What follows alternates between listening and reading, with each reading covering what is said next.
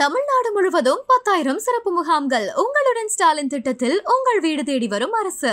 ரகங்கள் பலவிதம், ஒவ்வொன்றும் உலகத்தரம். தமிழக உற்பத்தியில் உங்கள் Anuj tiles. Vinayaka missions law school admissions open. BLLB, BBLLB, BCom LLB, LLB and LLM. இது வழியாக தான் வந்து ஃபுட்டு ப்ரீதிங் போயிட்டு இருந்து. மிட் நைட்டு திடீர்னு ஒரு மணி இருக்கும், ஐயோன்னு கத்துவாங்க, அழுவாங்க, பிறந்தவங்க யாராவது இறந்துருவாங்க. நம்மளால தூக்கம் போயிடும், எனக்கு ஹார்ட் ரேட் ரைஸ் ஆகிட ஆரம்பிச்சிடும். எவ்வளோ ஆச்சு? 32 lakhs ஆகிடுச்சு. அது எப்படி எனக்கு வந்ததுன்னு எனக்கு தெரியல, குழந்தையே எனக்கு தெரியலை அப்படின்லாம். நீங்கள் மட்டும் சொல்லாதீங்க. குழந்தை பிறந்தது ஞாபகம் இல்லை, ப்ரெக்னென்சி ஆனது ஞாபகம் இல்லை, வந்து பாப்பாவே ஞாபகம் இல்லை சுத்தமாக. பாப்பா கூப்பிட்டு போனால் கிட்ட சேர்க்கல, இப்போ வரைக்கும் ஞாபகம் இல்லை. வயிற்றில் இருக்கிற வரைக்குமே வந்து ஐ வாஸ் ஒர்க்கிங். ஸோ அந்த அந்த ஒரு மேபி அந்த ஸ்ட்ரெஸ்ஸாக கூட இருக்கலாம். ஃபீவர் வந்ததுன்னு சொன்னாங்க, ஃபுல் பிரெயின் வந்து ஃபிக்ஸ் வந்துகிட்டே இருக்குது. கடைசியில் இப்படி வீங்கிடுச்சு, கை ஃபுல்லாக ஒரே மாதிரி இருந்தது. கடைசியில் நரம்பே கிடைக்காம கழுத்தில் எடுக்க ஆரம்பிச்சிட்டாங்க. திரும்ப இந்த சைடு நரம்பு எடுப்பாங்க, காலில் எடுப்பாங்க, மாற்றி மாற்றி எடுத்துகிட்டு இருப்போம். கிட்னி ஃபெயிலியர் அப்படின்னா அவங்களால ரிப்ளை பண்ண முடியும், ஹார்ட் இஷ்யூஸ்னால் அவங்களால ரிப்ளை பண்ண முடியும். இது எதுவுமே இஷ்யூ இல்லை, யூட்ரஸ்லேருந்து எல்லாமே ஹெல்த்தியாக இருக்குது. ஆனால் என்ன இஷ்யூன்னு தெரியல. 4 days கழிச்சு ரிசல்ட் வருது, ஒன்றும் இல்லை, நார்மலாக இருக்காங்க. ஸோ டாக்டர்ஸ் தலையை பிச்சுக்கிறாங்க, ஏன் இந்த மாதிரி இருக்குது, ஒன்றுமே புரியலையே அப்படின்னு சொல்லிட்டு. எவ்வளோ ஒன்றாலும் பத்தலை, கடன் மேலே கடன் தான். இப்போ வரைக்கும் எனக்கு கடன் பிரச்சனை அதிகமாகவே இருக்குது.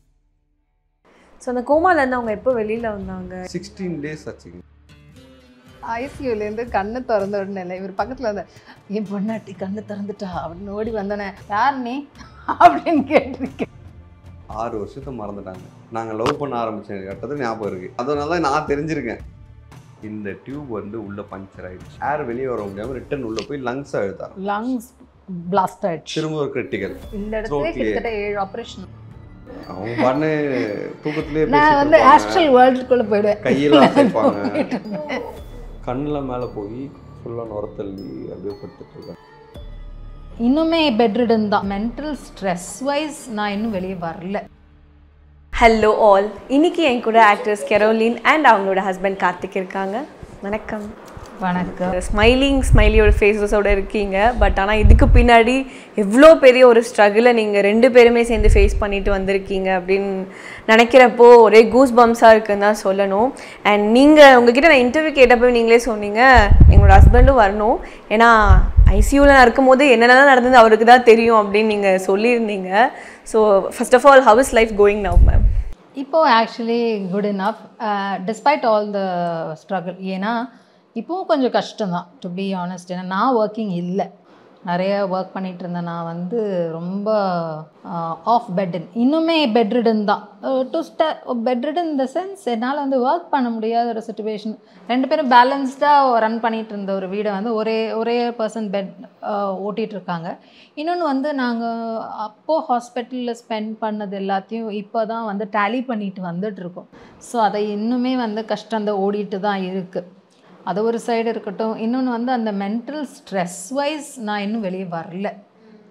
மேபி ஐம் லாஃபிங், I'm smiling, but neuro medicines நிறைய எடுத்துகிட்டு தான் இருக்கேன். எக்கச்சக்கமாக நியூரோ மெடிசின்ஸ் இருக்கேன். ஆல்மோஸ்ட் ஒரு 10 tablets எடுத்துகிட்ருக்கேன் ஒரு நாளைக்கு. அந்த 10 மெடிசன், மார்னிங் ஒரு 5 மார்னிங் ஒரு 4, நைட்டு ஒரு 6, இந்த 10 மெடிசன் நான் எடுத்தே ஆகணும். இந்த 10 மெடிசன் இல்லைன்னா அந்த ஃபிட்ஸ் திரும்பவும் வரதுக்கு எனக்கு வாய்ப்புகள் உண்டுன்னு டாக்டர் சொல்லியிருக்காரு. இது கிராஜுவலாக தான் கம்மி பண்ண முடியுமா, இமீடியட்டாக நாங்கள் கம்மி பண்ணோன்னா நீங்கள் திரும்பவும் ஃபிட்ஸ்க்கு போகிறதுக்கான வாய்ப்பு இருக்குது. அவங்க இதை எக்ஸ்பிளைன் பண்ணிட்டாங்க என்கிட்ட. அந்த மெடிக்கல் எக்ஸ்பெண்டிச்சரே ஒரு மாதத்தை எங்களுக்கு 10,000 கிட்ட வருது. ஸோ அதுக்கே இவர் வந்து எவ்வளோ ஒர்க் பண்ணணும்னு யோசிச்சு பாருங்கள். ஸோ அதுக்கும் நான் ஒரு சப்போர்ட் கிடையாது. ஸோ இது மாதிரி நிறைய விஷயங்கள் ஓடிட்டு இருந்தாலுமே we are still smiling and taking it over. So எதனால் மேம் உங்களுக்கு இது ஸ்டார்ட் ஆச்சு? ஏன்னா இப்போ வரைக்குமே நீங்கள் லாஸ்ட் அப்டேட் சொன்ன வரைக்கும் அது எப்படி எனக்கு வந்ததுன்னே எனக்கு தெரியல, இவ்வளோ சிவியர் எப்படி ஆச்சுன்னு தெரியல, குழந்தையே எனக்கு தெரியலை அப்படின்லாம். ஸோ அதை பற்றி சொல்லுங்கள். அது நீங்கள் மட்டும் சொல்லாதீங்க. இப்போ ரொம்ப ரொம்ப loving child, just like the father. ஏன்னா இப்போ கூட வந்து அவளுக்கு ஏதாவது வீட்டில் யாருனாலும் கொஞ்சம் இருமிட்டான்னா ஓடுவா. எதுக்கு ஓடுறன்னு பார்த்தீங்கன்னா தண்ணி பாட்டில் எடுத்துகிட்டு ஓடுவா. அவ்வளோ லவ்விங் சைல்டு.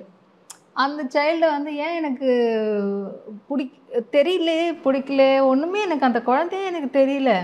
இன்னொன்று வந்து அந்த குழந்தைய வந்து என்னால் தூக்க முடியாமல் எதுக்கு அப்படி ஒரு குழந்தை என்கிட்ட அந்த குழந்தைக்காக நாங்கள் வெயிட் பண்ணோம். இன்ஃபேக்ட் 3 years வெயிட் பண்ணோம். பாப்பா இல்லை எங்களுக்கு கல்யாணம் ஃபஸ்ட்டு பிகாஸ் லேட் மேரேஜ் தான். ஆஃப்கோர்ஸ் 30 years ஆச்சு எனக்கு கல்யாணம் ஆகும்போது. 3 years கழிச்சு தான் குழந்தையே பிறந்தா. அதுக்கே நாங்கள் we didn't go for any treatment. Thank God we didn't go for நாங்கள் என்னன்னா treatment. அந்த டைம் கொரோனான்றதுனால சரி வேணாம் ரிஸ்க் எடுக்க வேணாம் பார்த்துப்போம், அதுவாக நிற்கட்டும் இல்லைன்னா ஆனால் we prayed. என்ன பிரார்த்தனை இல்லை, அதாவது குழந்தையோட பிரார்த்தனையோட கொரோனா முடிஞ்ச உடனே பாப்பா கன்சீவ் வேணாம், சரி ஆல் குட் ஓகே இதுக்கப்புறம் ஒன்றும் பிரச்சனை இல்லை அப்படின்னா நல்லபடியாக போச்சு. நார்மல் ப்ரெக்னென்சி எல்லாமே இருந்தது. நார்மல் டெலிவரி தான். நான் ஆக்சுவலி இன்ஃபேக்ட் இவ வயிற்றுல இருக்கிற வரைக்குமே வந்து ஐ வாஸ் ஒர்க்கிங். ஜமீலா சீரியலில் ஒர்க் பண்ணிட்டு இருந்தேன். கலர்ஸ் தமிழில் அந்த அந்த இம்பேக்ட் தான் மேடம் பயங்கரமாக நடிப்பாங்க. நடிக்க சொல்லி பாருங்க அப்படின்னு நடிப்பாங்க. பாப்பா அழுவு பாப்பா அப்படின்னு அழுவாங்க. அப்போ அந்த 6 மாதம் வரைக்குமே நான் நல்லா தான் இருந்தேன். அதுக்கப்புறம் ஒரு சின்ன ஃபீவர் வந்துருச்சு எனக்கு. அப்போ டாக்டர் இவரத்தை பிடிச்சி திட்ட ஆரம்பிச்சிட்டாரு. என்ன விளையாடுறீங்களா, 6 months வரைக்கும் 7 months வரைக்கும் ஒரு ப்ரெக்னென்ட் லேடி வந்து ஒர்க் பண்ண விட்டுட்ருக்கீங்கன்னா நான் தான் அடம் பிடிச்சி ஒர்க் பண்ணிட்டு இருந்தேன். ஸோ அதுக்கப்புறம் ஒரு சின்ன ஃபீவர் வந்தோன்னா ஸ்டாப் பண்ணிட்டோம். ஸ்டாப் பண்ண அப்பவும் போய் டாக்டர் பார்த்தா ஹெல்த்தியாக தான் இருக்கும், குழந்தை ரொம்ப ஹெல்த்தியாக இருக்குது, ஒன்று விட்டுருங்க அப்படின்ட்டாங்க. 5th month எனக்கு அப்போ கூட எனக்கு என்னன்னு தெரியாது. ஸ்ட்ரெஸ் இருந்தது, அது இருந்தது, இது இருந்தது. But one thing I can think is எனக்கு வந்து ஒர்க் பண்ணலையோன்ற ஒரு இது இருக்குது. நான் எப்போவுமே வந்து ஒர்க்கஹாலிக் பர்சன், அது வந்து ஐ வில் அக்செப்ட். ஸோ அந்த அந்த ஒரு மேபி அந்த ஸ்ட்ரெஸ்ஸாக கூட இருக்கலாம். நமக்கு மைண்ட் தெரியாது இல்லையா, நம்ம உள்ள மைண்ட்குள்ளே என்ன இருக்குன்னு தெரியாது இல்லையா. ஆக்சுவலி இப்போ எனக்கு கொடுக்குற மெடிசனில் வந்து பார்த்திங்கன்னா சிஷ மெடிசனோடு சேர்த்து பைப்போலார் மெடிசன், அந்த மெடிசன், எந்த மெடிசன், என்னென்னோ மெடிசன்லாம் எழுதி வச்சுருக்குறாங்க. டாக்டர் வேறு என்கிட்ட கேட்குறாங்க, உனக்கு சூசைடல் தாட்ஸ் தான் வருதா,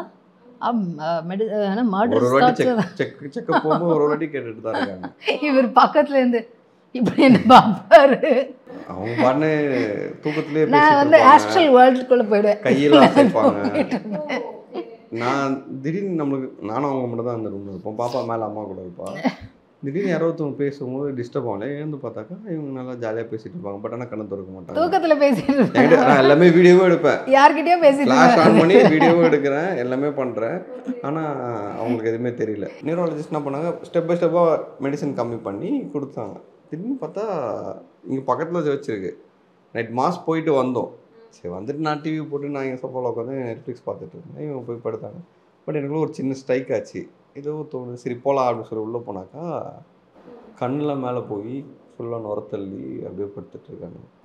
உடனே போவா ராமச்சந்திராவுக்கு உடனே ஹாஸ்பிட்டல் கூப்பிட்டு போய் பார்த்து செக் பண்ணி அப்சர்வேஷனில் வச்சு திரும்ப எம்ஆர்ஐ இஇஜி எல்லா ஸ்கேனும் எடுத்து ஒரு ½ a day கிட்ட 1 மணிக்கு நைட்டு திரும்ப அடுத்த நாள் மத்தியானம் வரைக்கும் அப்சர்வேஷனில் வச்சு தான் அனுப்புனாங்க. அந்த ஒரு நாளே எங்களுக்கு 1 lakh ஆயிடுச்சு. ஒன்றும் இல்லை தான் சொல்கிறாங்க, எதுவுமே இல்லை, டெஸ்ட் எல்லாமே இல்லை. நல்லா இட்ஸ் இருக்கு. பிகாஸ் அது வந்து மேம் எங்களுக்கு என்ன எக்ஸ்பிளைன் பண்ணாங்கன்னா, when you have seizures இந்த மாதிரி இருக்குமோ you not should flashy lights பார்க்கக்கூடாதான். ஃப்ளாஷி லைட்ஸ், அதே மாதிரி ஓவர் சவுண்டு, அதெல்லாம் எதுவுமே கொஞ்ச நாளைக்கு பார்க்கக்கூடாது.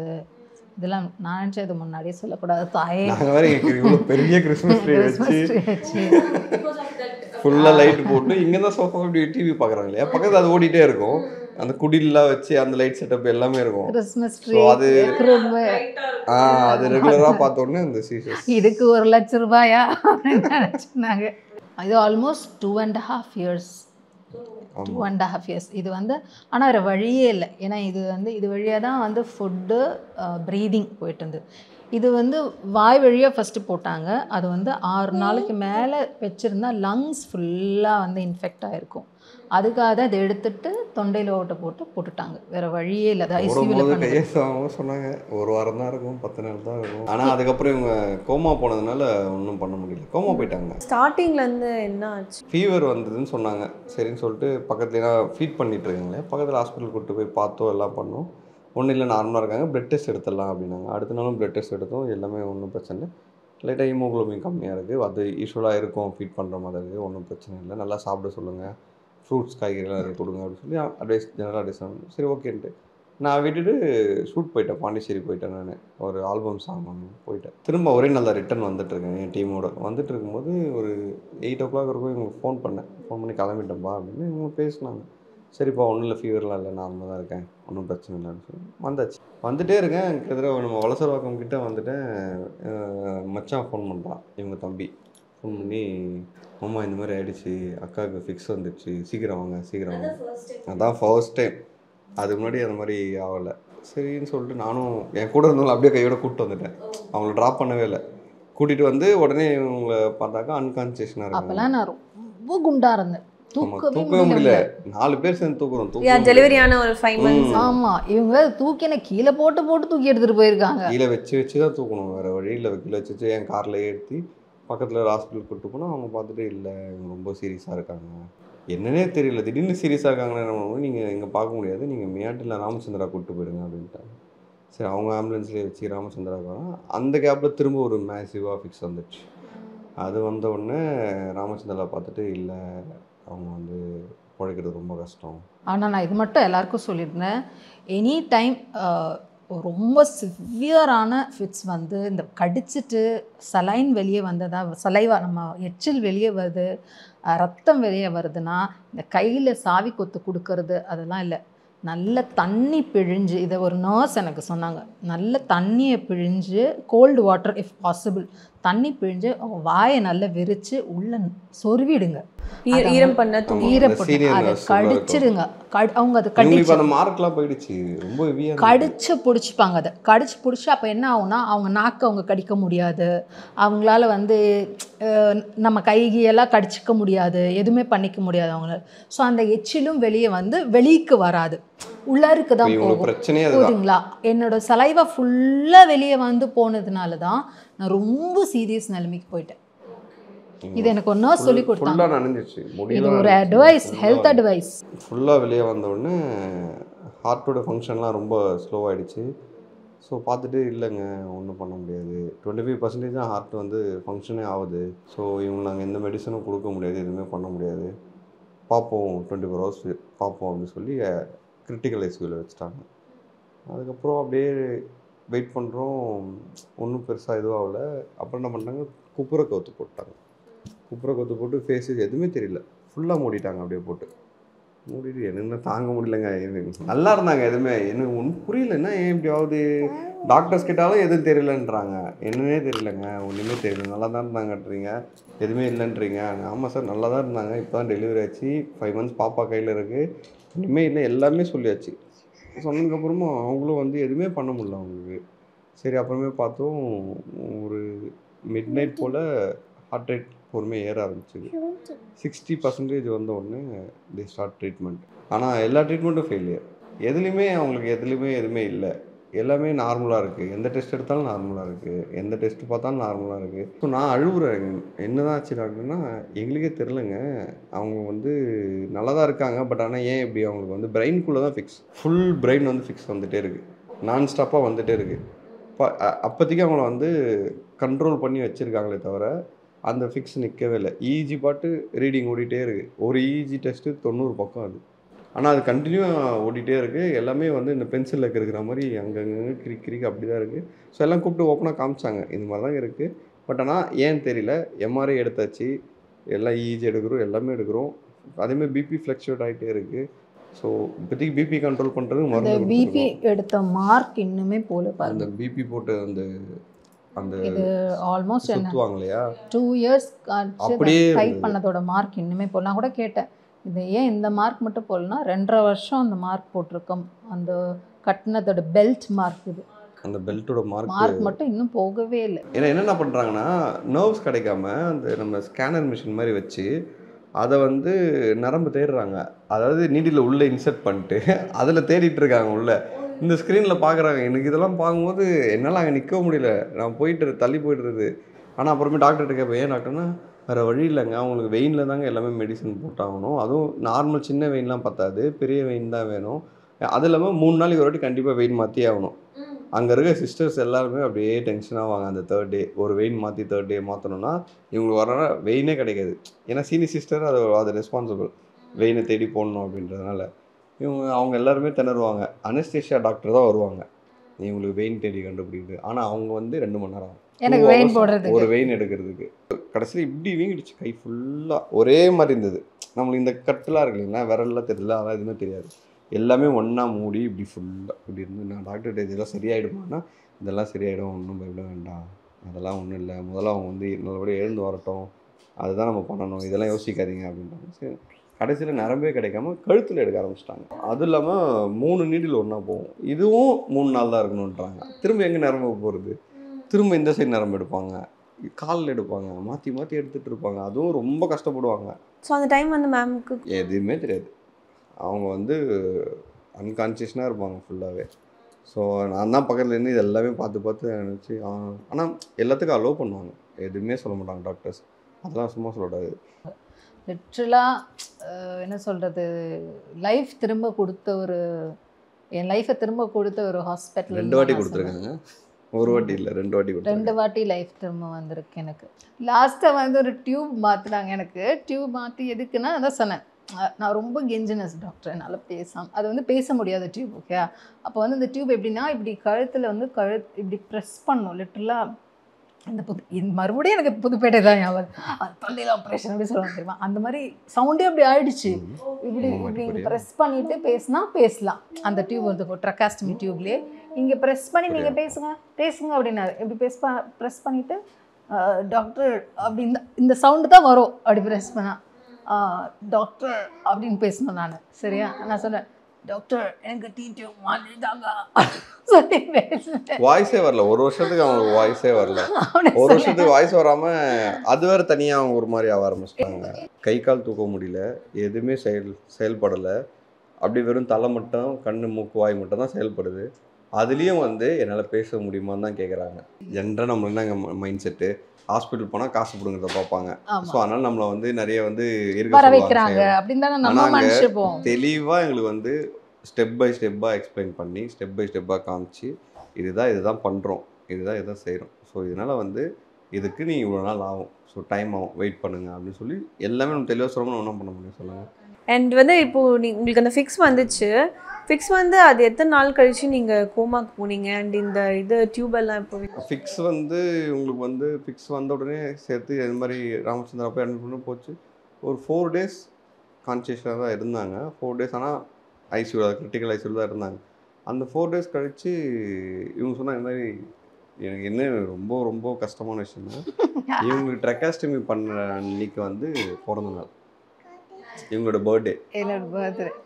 அவங்க பர்த்டே அன்னைக்கு ட்ரெக்காஸ்டமி பண்ணி, அதுக்கப்புறம் ரொம்ப கொடுமைங்க. ஐசியூ வாசல்ல மட்டும் இதை விட ஹைலைட்டான காமெடி தெரியுமா, எல்லாம் முடிச்சு ஐசியூலேருந்து கண்ணை திறந்த உடனே இல்லை, இவர் பக்கத்தில் இருந்த என் பொண்டாட்டி கண்ணை திறந்துட்டா அப்படின்னு ஓடி வந்தோடனே, அலைப்பா இது ஸ்டைலில் ஒரு எக்ஸ்பெக்ட் பண்ணியிருப்பாரு. பொண்டாட்டி கண்ணை திறந்த உடனே அந்த ஸ்டைல் ஃபீல் பண்ணியிருந்துப்பார் போல இருக்கு. நாளை கண்ணை திறந்து, யார் நீ அப்படின்னு கேட்டிருக்கேன். அதுதான் படத்தில் சொல்கிற மாதிரி தான், எப்போ தெரியாதுங்க, என்ன பண்ணுவோம் தெரியாது சொல்லிகிட்டே இருந்தாங்க. அப்புறம் ஒரு நாள் திடீர்னு உள்ளே கூப்பிட்டாங்க, ஐசியூ வாசல் நான் வரவே மாட்டேன். ஸோ அங்கே நம்ம மாதிரி ஒரு 30-35 பீப்புள்ஸ் பண்ணணும். ஒரு வாட்டி ஃபோன் அடிக்கும் நம்மளுக்கு பக்குன்னு இருக்கும். அதெல்லாம் ரொம்ப ரொம்ப கொடுமைங்க.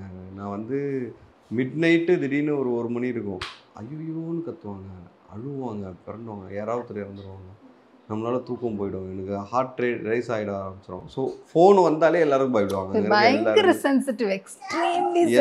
பயப்படுவாங்க. ஸோ அந்த டைம் வந்து தெரிச்சு ஓடுவேன். அந்த செக்யூரிட்டியை சொல்லுவாண்ணா என்ன கூப்பிடுங்க, என் நம்பர் வச்சுக்கங்கன்னு சொல்லிட்டு கீழே போயிடுவேன். கீழே போயிட்டு கொஞ்ச நேரம் ஃப்ரெஷ் பண்ணிட்டு அப்போ தான் மேலே வருவேன். மேலே வந்து யாருன்னா கூப்பிட்டாங்கண்ணா அப்படின்னு கேட்பேன். அதெல்லாம் கூப்பிடலப்பா, நீ உட்காரு, ஒன்றும் இல்லைப்பா, அது மாதிரி நல்லாயிடுவாங்க அப்படின்னு செக்யூரிட்டி என்ன சொல்லுவாங்க. சரி, அதான் சொல்கிறேன், எதிரி கூட அந்த நிலைமை வரக்கூடாது. எவ்வளோ ஆச்சு? ஒரு நாளைக்கு 80,000 to 90,000, 1 lakh வந்துச்சு. இப்படியே 16 நாளும் போகுது. 16 daysம் இதேமாதிரி 80,000, 90,000, 1 lakh, 75 அந்த மாதிரி தான். 75 கம்மியானது, 75 ஒரு வாட்டி 2 வாட்டி தான் வந்தது. நான் கேட்டால் அவங்ககிட்ட பதிலும் இல்லை, எனக்கு தெரிலங்க, எப்போது இது சொல்ல முடியாதுங்க, அந்த மாதிரிலாம் இவங்களுக்கு லாங் டைம் ஐசியூ தேவைப்படும் அப்படின்ட்டாங்க. என்ன பண்ணுவீங்க, என்ன செய்ய? ஆக்சுவலாக என்னன்னு நம்ம கண்டுபிடிச்சிட்டாச்சு ஆன்சர் பண்ணல. டாக்டர்ஸும் எதுவும் சொல்ல முடியாது. நம்ம கிட்னி ஃபெயிலியர் அப்படின்னா அவங்களால ரிப்ளை பண்ண முடியும், ஹார்ட் இஷ்யூஸ்னால் அவங்களால ரிப்ளை பண்ண முடியும். இது எதுவுமே இஷ்யூ இல்லை. Head to toe I am healthy, யூட்ரஸ்லேருந்து எல்லாமே ஹெல்த்தியாக இருக்குது. ஆனால் என்ன இஷ்யூன்னு தெரியல. அப்படி அந்த சீசஸ் வந்துகிட்டே இருக்குது, நிற்கவே இல்லை. அதுக்கு மருந்து ஓரளவு தான் கொடுக்க முடியும், அதுக்கு மேலே கொடுக்க முடியும், ஓவர் டேஸ் பண்ண முடியாது. ஸோ இது என்ன பண்ணுறதே தெரியல அப்படின்ட்டாங்க. ஸோ அந்த டைம் வந்து சரி வேறு வழி இல்லை, இதுக்கப்புறம் என்ன சொல்லிட்டாங்க, இப்படியே வச்சுட்ருக்கும் இருக்க முடியாது அப்படின்ட்டாங்க. ஸோ ஓகே பேசிகிட்டே எல்லாம் முடிவு பண்ணி அடுத்த ட்ரீட்மெண்ட் பண்ணுவோம், இன்னும் ஐயர் அஃபிஷியலாக கேட்போம், ஐயர் டாக்டர்ஸ்கிட்ட கேட்போம், பேசுவோம். சரி ஓகே எதனாலும் பண்ணுங்கள், வேறு வழி இல்லை, என்ன பண்ணுற விட முடியாது அப்படின்னு சொல்லி பண்ண சொல்லியாச்சு, எல்லாம் பண்ணுங்க. அப்புறம் பார்த்தா திடீர்னு கூப்பிட்டு இப்போ கொஞ்சம் நார்மலாக இருக்காங்க, கண்ணு திறக்கிறாங்க, நீங்கள் வந்து பாருங்கள் அப்படின்னா. உள்ளே போனேன், பார்த்தேன். ரொம்ப குட்டியாக தான் கண்ணு திறந்தாங்க, நம்ம நார்மலாலாம் திறக்கலை, ரொம்ப குட்டியாக திறந்தாங்க. என்னை பார்த்தாங்க, பார்த்துட்டு அழ ஆரம்பிச்சிட்டாங்க, தண்ணி தானாக வருது. இப்போ டாக்டர் சொன்னாங்க ஓகே ஒன்றும் பிரச்சனை இல்லை, நார்மல் ஆகிட்டாங்க, ஷி கம் பேக், ஒன்றும் பிரச்சனை சரி ஆகிடும் அப்படின்னு. சரி ஓகே அப்படின்னு சொல்லிட்டு வந்தாச்சு.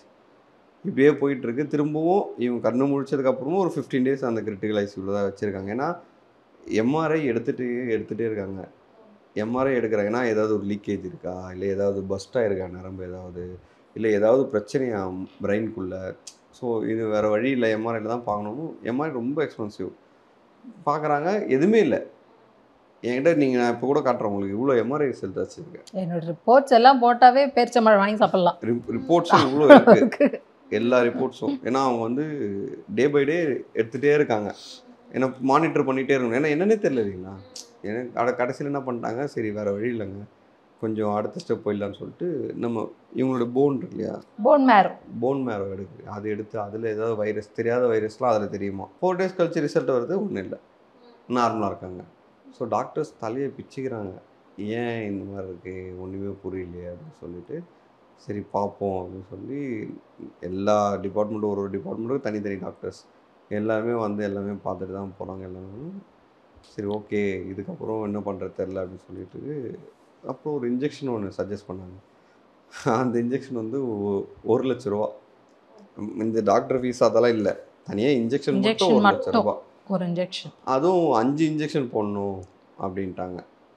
இதுவும் வந்து கன்ஃபார்ம் கிடையாது, ட்ரையல் தான், ட்ரை பண்ணுறோம், நெக்ஸ்ட் லெவல் ஆஃப் ட்ரீட்மெண்ட். ஏன்னா அவங்க எப்படியே வச்சுட்டே இருக்க முடியாது, என்னன்னே தெரியல, வச்சுருக்கேன்னா சொன்னால் என்னென்ன தெரியலன்றீங்க. அப்புறம் ஒரு இன்ஜெக்ஷன் இல்லைங்க, இது வந்து ஹியூமனிக் பவர் வந்து ரிப்பேர் பண்ணுறது தான். ஸோ அது என்ன, அதாவது ட்ரை தான் பண்ணுறோம், பட் இது ஃபெயிலியர் ஆச்சுனாலும் ஒன்றும் பண்ண முடியாது. நான் இவ்வளோ செலவு பண்ணியிருக்கேன், நீங்கள் பண்ண சொன்னீங்க, அதெல்லாம் தெளிவாக பேசிடுவாங்க, பண்ண சொல்லியிருக்கீங்க, நான் வந்து உங்களோட அப்ரூவலோட தான் நாங்கள் இன்ஜெக்ஷன் வாங்க போகிறோன்னே வாங்கிட்டாங்க. அது அப்புறம் அந்த இன்ஜெக்ஷன் போட ஆரம்பித்தாங்க.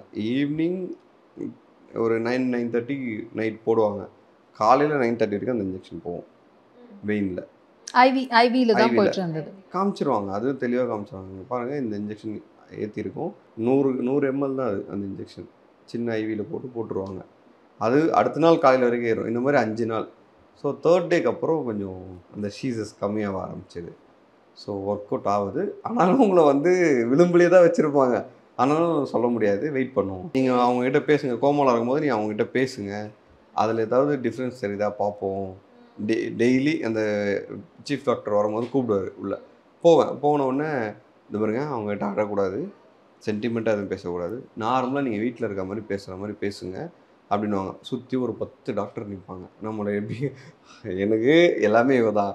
அந்த நேரத்தில் நீ ஜாலியாக பேசுனா எப்படிங்க பேச முடியும்? நான் ஆல்ரெடி வெளியே உட்காந்து அழுதுகிட்டே தான் இருக்கேன், வேறு வழியே இல்லை, எனக்கு ஒன்றுமே புரியல, என்னாச்சு ஏதாச்சும் தெரிய மாட்டேங்குது, எதுவுமே இதுக்கு வழியே இல்லையா அப்படின்ற மாதிரி தான். நம்ம வேறு வழி நான் கடவுளை தான் கேட்போம், இதுக்கு வழியே இல்லையா கடவுள் அப்படின்ற மாதிரி தான் கேட்டுட்ருக்கோம். அதாவது ஒரு மெக்கானிக் ஷெட்டில் காரை பிரித்து போட்டு ஒயர் நிறைய இருக்கும் இல்லையா, அந்த மாதிரி ஃபுல் ஒயரு எங்கெங்க வருது அவ்வளோ. இங்கே ஃபுல்லாக இது பண்ணியிருப்பாங்க, கையில் தனியாக போட்டிருப்பாங்க, பிரெயின் மண்டை ஃபுல்லாக ஒரு 100 ஒயர், மண்டை ஃபுல்லாக ஒயரிங் இருந்திருக்கும், 100 ஒயர் இருக்கும். அதுலேயும் ஒரு சில பிரச்சனைகள்லாம் வந்து அதே பஸ்ட் ஆகிடுச்சிங்க பாருங்க. இதெல்லாம் பர்ஸ்ட் ஆனது தான், அந்த ஒயரிங் பர்ஸ்ட் ஆனது கவர் பண்ணி இதெல்லாம் ரொம்ப கம்மி, இன்னும் டார்க்கரா பள்ளமா போயிடுச்சு. அப்ப ஃபுல்லா அந்த ஸ்க்ரப் பண்ணி 3 நாள் பேட்ச் இருக்கு. எனக்கு இவ்வளவு தூரம் ஓடிடுங்க, மொட்டை அடிச்சிட்டேன் நான். ஒரு 15-16 டேஸ்க்கு ஒரு வாட்டி ஏர் வாஷ் பண்ணுவாங்க அங்கே ஐசியூலேயே, ஏர் வாஷ் பண்ணுவாங்க. என்னதான் கூப்பிட்டு ஷாம்புலாம் வாங்கிட்டு சொல்லுவாங்க, எல்லாம் வாங்கிட்டு போய் கொடுப்பேன். என்ன ஷாம்பு போடுவாங்கன்னு கேட்பாங்க, ரெகுலராக என்ன ஷாம்பு போடுவாங்களோ அதே வாங்கிட்டு வாங்க அப்படின்னு சொல்லி நல்லா கேர் பண்ணிப்பாங்க. நல்லா ஏர் வாஷ் பண்ணிவிட்டு அந்த பெட்லேயே வச்சு ஏர் வாஷ் பண்ணிவிட்டு ட்ரையர் போட்டு சீவி பின்னல் போடுவாங்க தலைக்கு. பின்னல் போட்டு வச்சுருக்கேன். நான் அதுக்கப்புறம் வீட்டுக்கு வந்ததுக்கப்புறம் எனக்கு அது இவங்க யார் பார்த்தோன்னே சுத்தமாக, ஏன்னா நான் ஒரு மேக்கப் ஆர்டிஸ்ட் எனக்கு தெரியும், இவங்க ஃப்யூச்சரில் ஆர்டிஸ்ட்டு வளராது அந்த முடி ஹேர்லாம் கன்ஃபார்மாக ரொம்ப தெரியாது. முக்கியம் அப்படின்றதுனால நிறைய ஒரு மாதிரி ஃபங்கஸ் வந்த மாதிரி ஆகிடுச்சு, இதாகிடுச்சு. அதுக்கப்புறம் நானே என்ன பண்ணிட்டேன், இவங்க உட்கார வச்சு ட்ரிம்மர் போட்டு எடுத்து ஷேவ் பண்ணி மொட்டை அடிச்சாச்சு. ஸோ எங்கள் ஃபேமிலியே மொட்டை அடிச்சிட்டோம். என் பொண்ணு இவங்கெல்லாம் வந்து வேண்டுதெல்லாம் மொட்டை அடிச்சாங்க, நான் வீட்டில் மொட்டை அடித்தேன். ஸோ சரி, இவங்களுக்கு தனியாக விடக்கூடாது இல்லையா?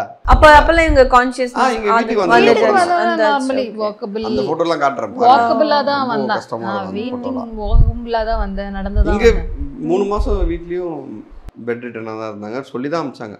ஸோ இவங்க எல்லாமே தேவைப்படும்னு சொல்லிட்டு, ஸோ வீட்டுக்கு எடுத்துகிட்டு வந்து வீட்டுக்கு கூப்பிட்டு வந்ததுக்கப்புறம் ஃபுல்லாக அந்த ஹாஸ்பிட்டல் கட்டில், ஆக்சிஜன் சிலிண்டரு, அந்த சக்ஷன் டியூபு எல்லாமே ரெகுலராக வச்சு ஒரு நர்ஸ், ஏன்னா அவங்களுக்கு பேச முடியாது, எதுவுமே சொல்ல முடியாது. ஸோ அவங்களுக்கு வந்து நைட்டில் வந்து எதனா கண்ணு மூச்சு ஒரு ஆள் பார்த்துட்டே இருக்கணுன்றனால நர்ஸு கண்டிப்பாக வேணும், ஒரு சிஸ்டர் கூட இருக்கணும்னு சொல்லி ரெஃபர் பண்ணி அமுச்சு வச்சேங்க. சரி, அதுக்கப்புறம் அவங்களும் வந்துருந்தாங்க. எனக்கு அதுவே தெரியும் ஒரு அமௌண்ட் வந்துச்சு, ஏன்னா எல்லாமே ரெண்ட்டு. எவ்வளோ ஆச்சு ஃபுல்லாக இந்த எக்ஸ்பென்சஸ்? லைக் ஹாஸ்பிட்டல்லேருந்து ரிட்டர்ன் 32 lakhs ஆகிடுச்சுங்க. 32 lakhs. அந்த டைம் ஹெல்ப் பண்ணுறதுக்கு நம்ம சொல்லுவோம், அந்த டைம்ல நம்மளுக்கு ரியல் ஃபேஸஸ் தெரியும், நிறைய பேசாதவங்க எல்லாம் பேசுவாங்க, ஹெல்ப் எனக்கு பண்ணுவாங்க, நான் சொல்றேன், பேசுறவங்க. என்னோட சைடு எனக்கு இவங்க பெரிய திரை பற்றி தெரியாதுங்க. ஆனால் சின்ன திரையிலேருந்து seriously they're very very good hearted people.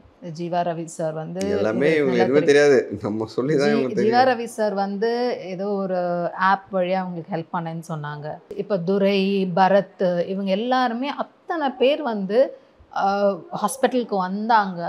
they stood for me. So எங்ககிட்ட இருக்க சேவிங்ஸ், ஜுவல்ஸு, அடுத்து கார் ரீஃபினான்ஸ் போட்டு, ஸோ எல்லாமே பண்ணியாச்சு. இதுக்கப்புறம் வழி இல்லை, வேறு வழி இல்லை, எழுப்பு தான் கேட்டாங்க. இல்லை ஆப் மட்டும் இல்லைங்க, அந்த பாபு சார்லாம் இருக்கா இல்லையா, அவர்லாம் வந்து உண்மையிலேயுமே அம்மாவெல்லாம் கூப்பிட்டு ரொம்ப தேத்துனார். இந்த மனசை தேத்துற விஷயம்னு ஒன்று இருக்கு இல்லையா, மனசை தேத்துற விஷயமும் சரி, போய் சின்னத்திரை சங்கத்தில் பேசுகிற விஷயமும் சரி. அதே மாதிரி இவர் ஒர்க் பண்ணது வந்து ஃபஸ்ட்டு ஜிவி பிரகாஷ் சார் கிட்ட, அப்புறமா தான் மற்றவங்க எல்லாரும். அவர் ஒன்றுமே இல்லை, ஒரே ஒரு ஃபோன் கால் தான் பண்ணார் ஜிவி சாருக்கு. ஃபோன் பண்ணிவிட்டு சொன்னார், இந்த மாதிரி என் ஒய்ஃப் இந்த மாதிரி. ஒரு கேள்வியும் திருப்பி கேட்காம immediately help. I don't want to say what he did, how much he டிட்ன்றா. இப்போ நம்ம இண்டஸ்ட்ரியிலே ஹெல்ப் கேட்கணும்னா எவ்வளோ பேர் ஹெல்ப் கேட்கலாம் தெரியும். இப்போது திடீர்னு சார் லாரன்ஸ் சார் ஹெல்ப் பண்ணுறாரு, பாலா சார் ஒரு சார் ஹெல்ப் பண்ணிகிட்ருக்காரு, நிறைய பேர் ஹெல்ப் பண்ணுறாங்க, நிறைய பேர் வெளியே தெரியாமல் ஹெல்ப் பண்ணுறாங்க தெரியுமா. ஆனால் அவங்க வீட்டில் நான் யார்கிட்ட, ஏன்னா நான் ஒர்க் பண்ண எல்லாமே பெரிய ஆளுங்க, ஸோ அவங்ககிட்டயே கேட்போம் அப்படின்னு தான் கேட்டேன். அதில் வந்து ரொம்ப ரொம்ப உண்மை முகலாம் தெரிஞ்சுது. சரி, அது வேண்டாம். கலையரசன், மெட்ராஸ் கலையரசன் இருந்தாலும் அவர் மூலயமா ஒரு சின்ன அமௌண்ட்டு கொடுத்து, டே பற்றி இதை வச்சுக்க, நான் இன்னும் என் ஃப்ரெண்ட்ஸ் கிட்டலாம் கேட்டிருக்கேன், எல்லாம் ஹெல்ப் பண்ணுறேன்னு சொல்லியிருக்காங்கன்னு சொல்லிட்டு, அப்புறம் அவங்க ஒரு குரூப் வச்சுருப்பாங்க இல்லையா, அந்த குரூப்பில் போட்டு டீட்டெயிலெலாம் போட்டு அங்கேருந்து ஹெல்ப் பண்ணுவேன். கீகி மேடம் ஹெல்ப் பண்ணாங்க, சாந்தோனு சார் ஹெல்ப் பண்ணார். சூரியவம்சம் சீரியல் நான் ஒர்க் பண்ணேன் மேம், பூர்ணிமா பூர்ணிமா அவங்க தான், Kiki ma'am and sir Shantanu sir, அவங்க த்ரூ அது சூரியவம்சம் டீம், எங்களோட டீம் அது, அவங்க எங்கள் சீரியல் டீம் தான். ஸோ அவங்க கலையரசன் சார் சொன்ன உடனே அவங்க எல்லாமே ஹெல்ப் பண்ணாங்க. அந்த மூலிமா கொஞ்சம் வந்தது. பட் இங்கே என்ன ஹெல்ப் பண்ணாலும் பத்தலைங்க, அந்த அளவுக்கு தான் ட்ரீட்மெண்ட். நாங்கள் வீட்டுக்கு வந்ததுக்கப்புறம் we can't keep asking everyone. கடைசியில் முடிவு பண்ணியாச்சு, வீடை விற்றுருவோம். அதில் வினோத்னு ஒருத்தர், உண்மையிலங்க காட் கிரேஸ், அவர் எங்களுக்கு வந்தது. அவர் வந்து வீடு வாங்கி விற்கிறவர் தான், என்னோட சின்ன பையனை தான் இருப்பார். அவர் ரொம்ப இன்ட்ரெஸ்ட் எடுத்து பேசி அதுக்கப்புறம் முடித்து அவரே பேங்க்கு எல்லா வேலையும் பார்த்து எல்லாமே பண்ணி, சொந்தக்காரங்க கூட பண்ணலைங்க. ஆனால் அது வந்து இவங்க டிஸ்சார்ஜ் ஆகிட்டாங்க, வீட்டுக்கு வந்துட்டாங்கன்னு தெரிஞ்ச உடனே இந்த ஆஸ்க் டு மணி. நான் சொன்னேன், இல்லைங்க என்னால் இப்போது ஒன்றெல்லாம் கொடுக்க முடியாது, நான் தந்துடுறேன், பட் கொஞ்சம் கொஞ்சமாக தர முடியும் அப்படின்னு. சரிப்பா, ஒன்றும் பிரச்சனை இல்லை அப்படின்ட்டு மாதம் டார்ச்சர் பண்ண ஆரம்பிச்சிட்டாங்க, வட்டிக்காரங்க மாதிரி. நான் சொல்லிட்டேன், என்னங்க நீங்கள் இப்படி பேசுகிறீங்க, இன்னமும் அவங்களுக்கு எதுவுமே சரியாகலை, இன்னமும் வீட்டில் வந்து மாதம் 50,000 ரூபா வாடகைலாம், மல்லிகை சாமான், அந்த கரண்ட் பில் எதுவுமே இல்லாமல் இவங்களுக்கு அந்த கட்டில், நர்ஸோட சம்பளம், ஆக்சிஜன், அந்த எல்லாமே சேர்த்து 50,000 மாதம். எவ்வளோ ஒன்றாலும் பத்தலை. கடன் மேலே கடன் தான். இப்போ வரைக்கும் எனக்கு கடன் பிரச்சனை அதிகமாகவே இருக்குது. பட் ஆனால் ஓகே, கடவுள் நல்லபடியாக கொடுத்துட்டான். எதுக்கு தான் இவ்வளோ கஷ்டப்பட்டோம், இவ தான் மெயின் வீட்டுக்கு. ஸோ அதனால் ஒன்றும் பிரச்சனை இல்லைன்னு சொல்லிட்டு அப்படியே ஓடிட்டுருக்குங்க. ஸோ அந்த கோமாலேருந்து அவங்க எப்போ வெளியில் வந்தாங்க? 16 days ஆச்சுங்க. 16 days ஆச்சு. கோமாலேருந்து அவங்க 16 days கழிச்சு வெளியே வந்ததுக்கப்புறமும் வெறும் கண்ணு மட்டும்தான் அசையும். அதுக்கப்புறம் லிப் அசைய ஆரம்பிச்சிது, அவ்வளோதான். அப்படியே ஒரு 3 மாதம் இருந்துட்டாங்க. கை கால் அசையல, எதுவுமே இல்லை. எனக்கு ஒரு பயமே வந்துடுச்சு. டாக்டர்கிட்ட கேட்குறேன், சார் என்ன சார் இது திரும்ப வந்துடுவாங்களா என்ன, இது மாதிரி கை கழுவா தூக்க கூட முடியல, அவங்களால லிஃப்ட் பண்ணவே முடியல, எதுவுமே இல்லை. நம்ம கை பிடிச்சி தான் தூக்கணும், அந்த மாதிரி தான் இருந்தது. பெட் ரிட்டனாக தான் இருந்தாங்க, எல்லாமே பெட்லேயே தான். ஸோ பெட் பாத் தான் பண்ணுவாங்க, எல்லாமே பெட்டில். எனக்கு ரொம்ப கஷ்டமாயிடுச்சு. ஏன்னா துருன்னு இருப்பா, ஏதாவது பேசிகிட்டே இருப்பா, ஓடிட்டே இருப்பா, ஏதாவது பண்ணிகிட்டே இருப்பான். இன்னொன்று கை குழந்தை வேறு இருக்குது, ரொம்ப ஆசையாக பெற்றுக்கிட்டோம். ரொம்ப இவ்வளோ விட்டு இறக்கவே மாட்டா பாப்பாவை. எங்கள் மாமியார்லாம் வந்து சண்டை போடுவாங்க, குழந்தைய கொண்டு வந்து என்கிட்ட கூட்டுறி, நீ ஃப்ரீயாக இருந்தால் இல்லை என் பொண்ணு இது, நான் தான் வளர்ப்பேன் அப்படின்னு சொல்லி அந்த மாதிரி இருந்தது.